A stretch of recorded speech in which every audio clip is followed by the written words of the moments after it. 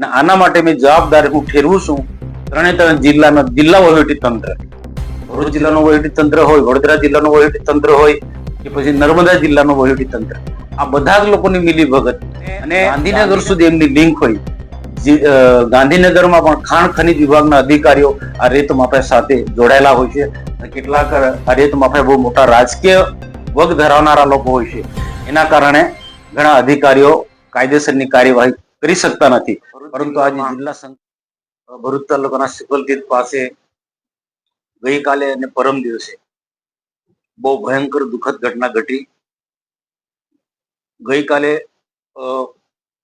ભરતીની ઓટ પણ હતી પૂરમના કારણે, અને કેટલાક રેત માફિયાઓએ સુકલતીર્થ પાસે ઊંડા ઊંડા ખાડા ખોદ્યા છે રેતી કાઢવાના, મશીનથી રેતી કાઢી.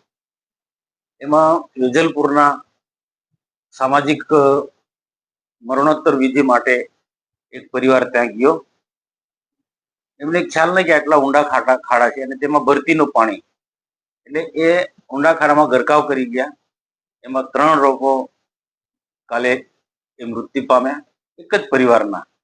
એના એક દિવસ પહેલા સુરતના એક યુવાન એ પણ ત્યાં નાહવા માટે આવ્યા છે, એ પણ આ ખાડામાં રીતના પડીને મરી ગયા. આમ 2 દિવસમાં 4 આ રીતના આકસ્મિક મૃત્યુ પામ્યા છે.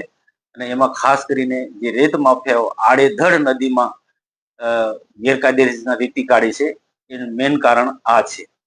આ ભરૂચ તાલુકા પૂરતું જ નહીં, ઝઘડિયા તાલુકામાં ટોટીદરા પાસે પણ 4-5 વર્ષ પહેલા ઘટના ઘટી હતી. નારેશ્વર કરજણ તાલુકામાં ત્યાં પણ 4-5 વર્ષ પહેલા અમદાવાદના એક પરિવાર આવ્યું, 8 થી 9 લોકો ડૂબી ગયા હતા. અને થોડા સમય પહેલા 4-5 મહિના પહેલા જ નર્મદા જિલ્લાના ચાણોદ પોઈસા ગામે ત્યાં નર્મદા નદીની અંદર એ પણ આ રીતના ત્યાં લૌકિક ક્રિયા માટે, મરણોત્તર વિધિ માટે બધા આવતા હોય, ત્યાં પણ એક પરિવારના 4-5 લોકો આ રીતના ડૂબી ગયા.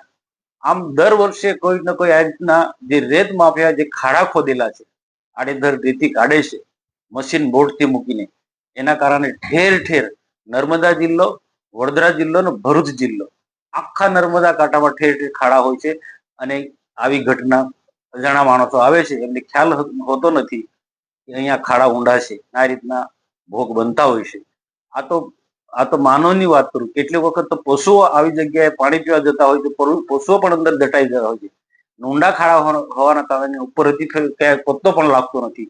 આ સ્થિતિનો આખો 3 જિલ્લામાં આ સ્થિતિ છે. આના માટે અગાઉ પણ મેં વારંવાર જિલ્લા સંકલન હોય કે પછી જવાબદાર અધિકારીઓ હોય, કલેક્ટર કે પછી પોલીસ ઉચ્ચ અધિકારીને રજૂઆત કરી છે. 3 જિલ્લામાં, નર્મદા જિલ્લો હોય, વડોદરા જિલ્લો કે ભરૂચ જિલ્લો, અને રાજ્ય સરકારમાં પણ ભૂતકાળમાં લખ્યું. હા, માનનીય મુખ્યમંત્રી ભૂપેન્દ્રભાઈ પટેલ સાહેબે ગયા વર્ષે કડક હાથે કામ લીધું, એટલે 5-6 મહિના બિલકુલ આ બધી ગેરકાયદેસર પ્રવૃત્તિ અટકી ગઈ હતી, પણ ફરી પાછી આ પ્રકારની ચાલુ થઈ છે. તો આ ઘટના ઘટ્યા પછી આજે જ માનનીય મુખ્યમંત્રી સાહેબને મેં પત્ર લખ્યો છે કે આ રેત માફિયાની સામે કાયદેસરની કાર્યવાહી થવી જોઈએ, અને આવનારા દિવસોમાં ભવિષ્યમાં નિર્દોષ લોકો ભોગ ન બને એના માટે તંત્રએ કાળજી રાખવી જોઈએ. અને આના માટે મેં જવાબદાર હું ઠેરવું છું 3 જિલ્લાના જિલ્લા વહીવટી તંત્ર. ભરૂચ જિલ્લાનું વહીવટી તંત્ર હોય, વડોદરા જિલ્લાનું વહીવટી તંત્ર હોય કે પછી નર્મદા જિલ્લાનું વહીવટી તંત્ર, આ બધા જ લોકોની મિલીભગત અને ગાંધીનગર સુધી એમની લિંક હોય.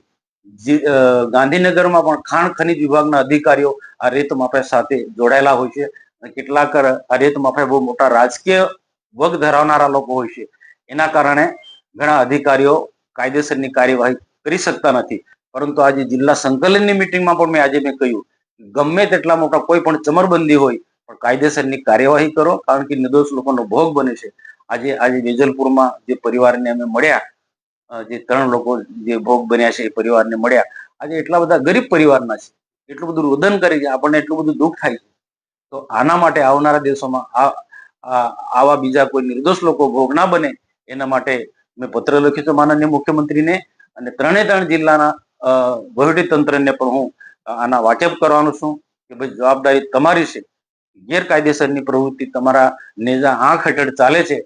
આ જિલ્લા વહીવટી તંત્ર એટલે બધું જ આવી જાય, કલેક્ટર કચેરી હોય, પોલીસ ખાતું હોય કે ખાણ ખનીજ હોય કે બીજા મામલતદાર માંડીને બધા જ લોકોની એક સંયુક્ત જવાબદારી છે. કોઈ ખાણ ખનીજ વાળાના એટલે જવાબદારી નથી, બધા જ લોકોની એક જવાબદારી છે.